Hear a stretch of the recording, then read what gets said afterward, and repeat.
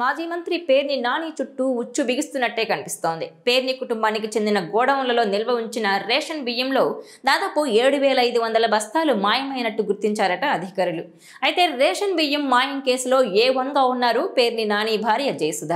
ఇక A2గా godown manager మానస తేజను చేర్చారు పోలీసులు.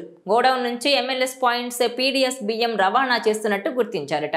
ఇక A6గా పేర్ని నాని పేరు చేర్చారు. ఈ కేసులో పేర్ని నాని సతీమణి జయసుధ ముందస్తు బెయిల్ తెచ్చుకున్నారు.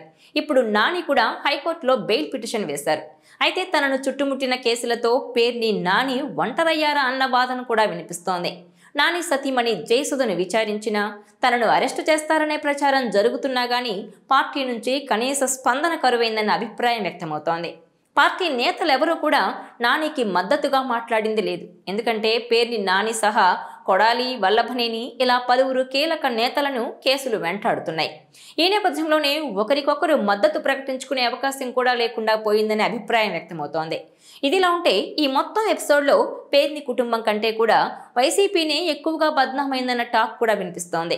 అపోజిషన్లోకి వచ్చాక పార్టీ తరపున తెల్లారి లేస్తే వాయిస్ వినిపిస్తున్న వాళ్లలో పేర్ని నాని ముందుంటున్నారు. ఈ క్రమంలోనే ఆయనే స్కామ్లో ఇరుక్కోవడంతో నానితో పాటు వైసీపీ అక్రమాల భాగోతం బయటపడినట్టు అయిందంటున్నారు టీడీపీ నేతలు. బియ్యం మాయమైనట్టు ఒప్పుకొని ఫైన్ కట్టారంటేనే పేర్ని నాని తప్పు చేశారని తేలిపోయిందని, ఇంకా బుకాయించడం అనవసరమనే అంతా సైలెంట్గా ఉన్నట్టు తెలుస్తోంది. ఈ క్రమంలోనే పేర్ని నాని వాయిస్ కూడా డల్ అయిందని అంటున్నారు. తన ఏరియా మంత్రి ఒకరు కుట్ర చేస్తున్నారంటూ మాట్లాడుతున్నారే తప్ప కూటమి ప్రభుత్వం మీద నాని అటాక్ చేయడం లేదు. తనకు చంద్రబాబుతో రాజకీయ వైరం ఉన్న సీఎం తన భార్యను అరెస్టు చేయకుండా అడ్డుకున్నారంటూ పొగడ్తలు కురిపించారాయన.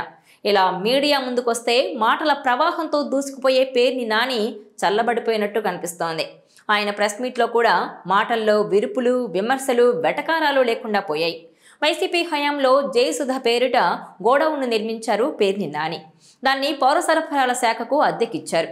ఆ గిడ్డంగిని ఈ మధ్య అధికారులు తనిఖీ చేసి బియ్యం నిల్వల్లో తేడాలున్నట్టు గుర్తించారు. పెద్ద ఎత్తున PDS బియ్యం మాయమైనట్టు తేల్చారు. గోడౌన్ మేనేజర్ మానస తేజ, పౌర సరఫరాల అధికారి కోటిరెడ్డి మిగిలిన ఇద్దరి బ్యాంకు ఖాతాల లావాదేవీల్లో దాదాపు 25 లక్షల నుంచి 30 లక్షల మేర లావాదేవీలు జరిగాయని పోలీసులు గుర్తించినట్టు సమాచారం. ఇక పేర్ని నాని కుటుంబంలోని పలువురి ఖాతాలకు కూడా మానస తేజ ఖాతా నుంచి లక్షల్లో లావాదేవీలు జరిగాయని ఆరోపణలు వినిపిస్తున్నాయి. అయితే తమ గోడౌన్లలో బియ్యం నిల్వలు కొంత తగ్గాయని, అందుకు లెక్కగట్టి చెబితే డబ్బులు చెల్లిస్తామని పేర్ని జయసుధకు చెందిన గోడౌన్ నుంచి సివిల్ సప్లై శాఖకు లేఖ రాశారు. మొదట గోడౌన్లలో 3,000 బస్తాలు కనిపించడం లేదనుకున్నారు. చివరికి 7,000కు పైగా బస్తాలు లేవని తేల్చారు. దీంతో మిస్సింగ్ బియ్యానికి జరిమానాతో కలిపి 1,74,00,000కు పైగా చెల్లించారు. కానీ తప్పు చేసి డబ్బులు చెల్లించడం సరికాదని పోలీసులు చర్యలు తీసుకుంటున్నారు. చూడాలి మరి ఈ కేసు ఇంకెంత దూరం వెళ్తుందో. ఈ వీడియో మీకు నచ్చినట్లయితే please share, like and subscribe R24 Telugu.